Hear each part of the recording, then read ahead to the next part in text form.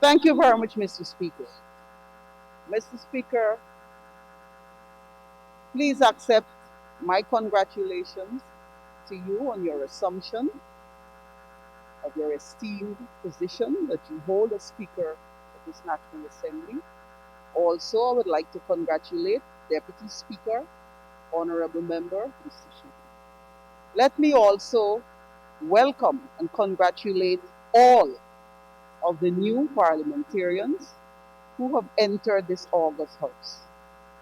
I hope you realize you have accepted a Herculean task, and I hope that you are prepared to do what it takes to represent the persons who expect guidance from you. Mr. Speaker, I join my colleagues in adding my contribution to this PPPC 2020 budget entitled Our Plan for Prosperity. And yes, Mr. Speaker, there is a silver lining, a lining of prosperity. Mr. Speaker, and this prosperity is not only for one category or one facet of our community. It is for all of us. And I say us because even we who are in this house will benefit from that prosperity. All of our people, our families, our friends, all Guyanese will benefit from it. Mr. Speaker, before I continue, let me extend congratulations to the Honorable Member Juan Edgel for his eloquent and commanding presentation of his first national budget. Congratulations, Mr. Speaker, are also extended to the technical staff of the Ministry of Finance, as well as the other line agencies, without whom the speedy compilation of this budget would not have been realized. Mr. Speaker, over the last 2 days, we have heard umpteen descriptions and classifications of this budget, mostly by members of the opposition. Some said it is not people friendly. Some said it was designed for the private sector, while others sees it will increase the riches of some and pauperize the majority. Mr. Speaker, just a few minutes ago, we heard the honorable member who just spoke said it has nothing for the public servants. And just this morning, sir, none less a person than the honorable minister of the public service, also voiced those very concerns. It makes me wonder, sir, are the public servants a new class of aliens that have arrived in this country? The public servants are Guyanese like every other single Guyanese who will benefit from this budget. And they will also be benefiting, sir. Mr. Speaker, the Honorable Minister of the Public Service, as well as the Honorable Minister Juan Edgel, outlined in detail all of the benefits that will be accorded to every single Guyanese, including the public servants. They are members of this country. They are members of our society, our communities. They are not a separate kettle of fish. They are Guyanese like every other single person, and they will benefit equally. They will benefit from the tax reliefs. They will benefit from training, from scholarships like every other Guyanese in this country. Why do we single them out? Why are we singling them out? Mr. Speaker,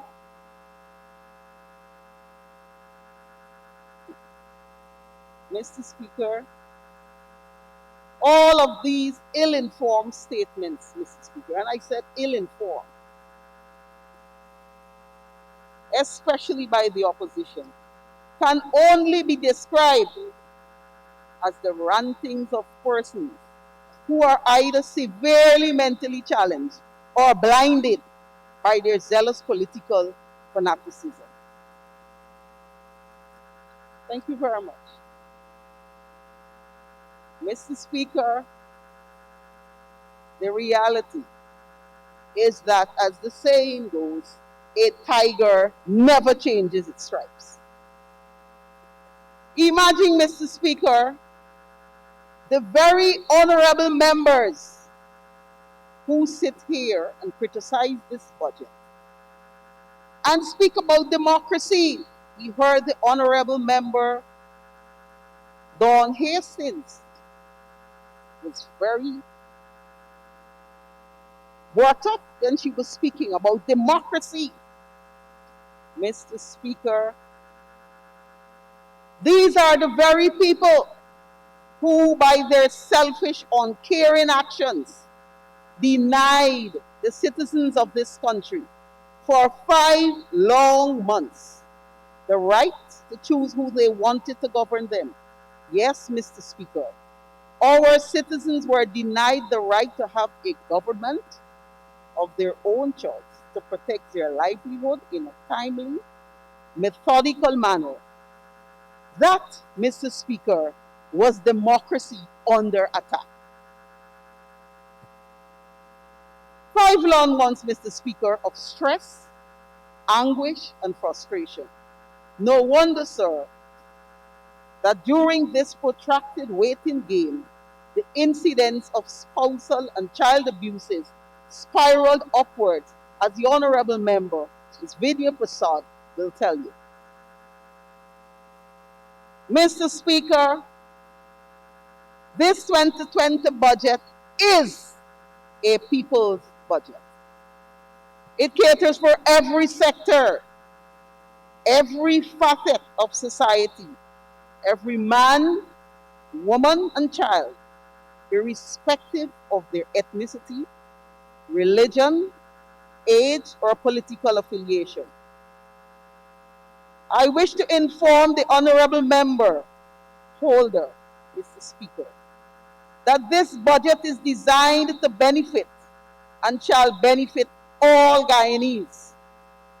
Mr. Speaker, I totally agree with the honorable member, Mr. Sears, when he also said that the people of this country does not and will not countenance squandermania. Truthfully said, Mr. Honorable Member. We now know, Mr. Speaker, that karma is alive and well, as it is because of the very wanton acts of squandermania that he and his colleagues have been relegated to the opposite side of this House. Mr. Speaker, the veteran trade unionist, Honorable Member Coretta MacDonald, vehemently stated that this budget is not a working class budget and that one needed to have a philosophical view of it. Kudos to you, Honorable Member. You can have all the views you need. But let me reiterate that this budget is one that will benefit everyone, whether they be working or non-working class citizens. Mr. Speaker,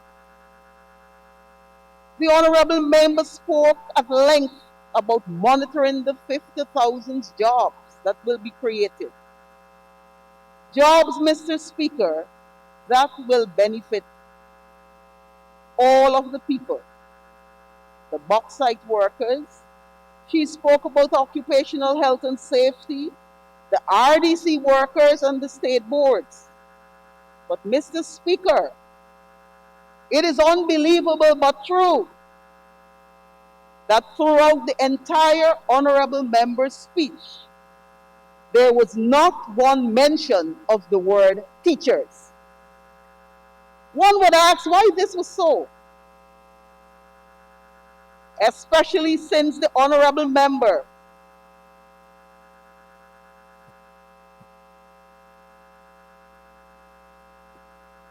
I'm trying not to answer you, honorable. Especially since the honorable member holds the mantle of being the General Secretary of the Teachers Union. The fact is, Mr. Speaker, after a protracted struggle between the teachers and the then APNU administration for improved benefits, the Guyana Teachers Union made a right about turn and left the teachers out in the proverbial cold. Mr. Speaker, the betrayal of Jesus by Judas for a mere 30 pieces of silver is well documented. But one would never have envisaged that our teachers would have been made to suffer a mirrored betrayal by none other than the esteemed Guyana Teachers Union General Secretary. Mr. Speaker, it is well documented, honorable member, that the former PPP administrations have always, and I repeat, always, and the honorable member who is not in the house, I am noticing, Ms. MacDonald, can vouch for that. And it's there for all to see in her speeches that she would have made to the teachers when she said there were better conditions of service that were offered by the People's Progressive Party Civic than that was ever offered by the APNU AFC government. It came from her very lips on several occasions, honorable member. Mr. Speaker, it is documented that all of the PPPC administrations have always negotiate acceptable benefit packages for teachers. And we promise that we will continue that trend, with or without the meaningful participation of the Guyana Teachers Union. No, Mr. Speaker, no longer must our teachers or our primary educators be deemed greedy or selfish during their quest for improved conditions of service. Never again, Mr. Speaker. Mr. Speaker, our health workers at all the levels must be commended for their dedication. I take this opportunity to thank them for their service to country. We, in this honorable house, as well as the nation at large, owe them a debt of gratitude. For they have worked and have continuously done so, tirelessly and beyond the call of duty throughout this COVID epidemic. Mr. Speaker, our discipline services must also be commended for their steadfast role in enforcing the COVID-19 regulations, and not, as one of the honorable members mentioned, sent only with pellets to threaten the society. Mr. Speaker, the important and increasing demands on these workers dictate that if they are to function effectively, they must be appropriately equipped to perform their roles. With this in mind, Mr. Speaker, adequate resources have been allocated within this budget to the relevant sectors. And I urge my dear friends who, on the opposite side of this house, who came pre-programmed not to accept the budget, but for your own benefit and the benefit of your communities at large. Have a look at it. Just read it. And not be blinded, as I said before, by that zealous political agenda. Mr. Speaker, while the honorable members on the opposite side are dabbling in semantics about what classifications to attach to this budget, our citizens are becoming increasingly infected with the COVID-19 virus.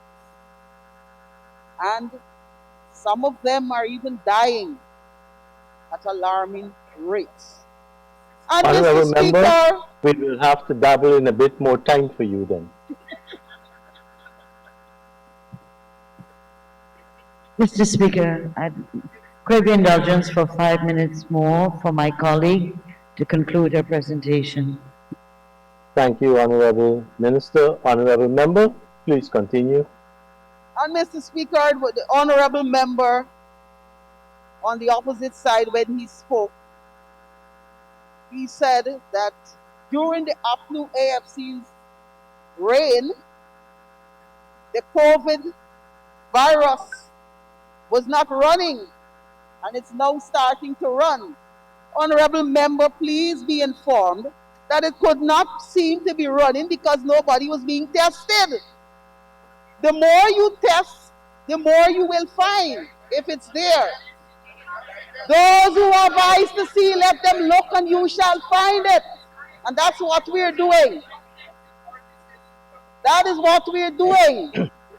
Honorable member, hadn't you been tested? You're lucky we're here that you got tested. Where ignorance is bliss, it's folly to be wise. Mr. Speaker, our citizens lack opportunities for employment or are losing their jobs because of this very virus. Food prices have spiraled beyond the reach of many of these persons, and they cannot afford to service their bills. It is therefore imperative, Mr. Speaker, that the relief measures enshrined in this budget is implemented with alacrity. Mr. Speaker, one must look at current circumstances. One must look at projections and trends for the future. And one must look at how decisions of the past will impact on the decisions for the future. Mr. Speaker, the People Progressive Party civics governments have always had outstanding success with our programs and policies designed to protect the disadvantaged and the most vulnerable in our society. By improving monitoring and evaluation methods, we will ensure that these programs will remain effective and relevant.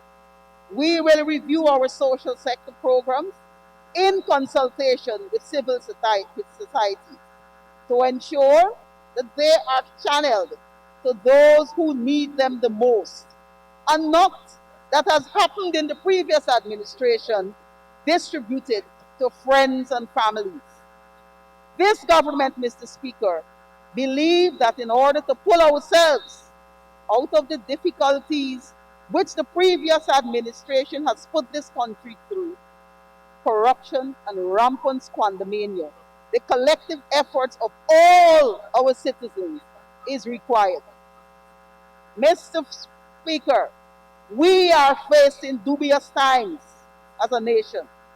This is not the time, Mr. Speaker, for grandstanding and stand-up comedy shows, the likes of which we saw during the presentation by the Honorable Member Duncan. This is the time for serious business. This is the time for nation rebuilding. Mr. Speaker, we all pride ourselves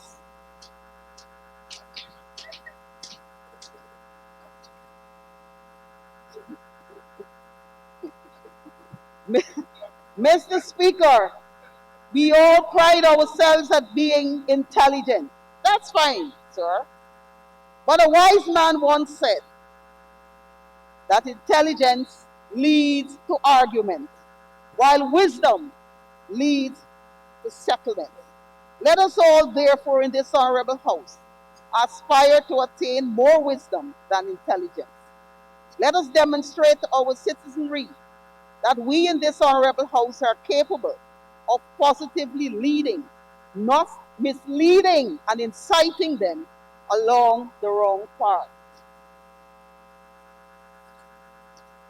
Mr. Speaker,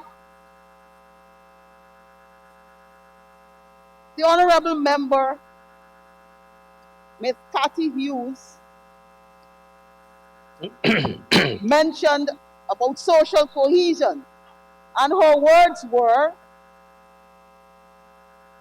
that based on the events of the last few weeks, it is clear to everyone that the PPP is not interested in moving forward. Mr. Speaker, what is this? No one from the PPP was seen at Borby's instigating or inciting racial violence or strife. We were promoting peace, harmony, and we were calling for justice for the victims. Mr. Speaker, why do we want to place our muds on the faces of other persons? Mr. Speaker, social cohesion had been the mantra of the APNU AFC government. Mr. Speaker, let us in this honorable house, let us behave as leaders. Let us teach our people the right meaning of social cohesion, and let us encourage them to practice it. Mr. Speaker, on March the 2nd, 2020, the people of Guyana rejected the APNU-style politics of deception, betrayal, greed, and arrogance, worse and more so mismanagement. They rejected, Mr. Speaker, officially sanctioned corruption. They rejected squandermania. They rejected discrimination. He needs it. A lot of it. They rejected immortality. They rejected inequality. They rejected nepotism and cronyism. The people, Mr. Speaker, thus voted emphatically and unequivocally for equity and prosperity for all. They asked for, Mr. Speaker, and they deserve progress, harmony, and social peace. The people, by their own will, Mr. Speaker, chose the PPPC as their preferred government to lead them into a prosperous, happy future. Mr. Speaker, all of our citizens must be assured that this PPPC government, their government, is committed to dedicating all of its energies towards protecting them, strengthening their democracy and the rule of law, incentivizing growth and job creation, enhancing their welfare, creating a society that is bereft of racial discord, and to mold a country where everyone sees themselves as one people, one nation, all working together to realize one destiny. I therefore, Mr. Speaker, commend this budget as one that will obviously change all of our lives for the better. I thank you.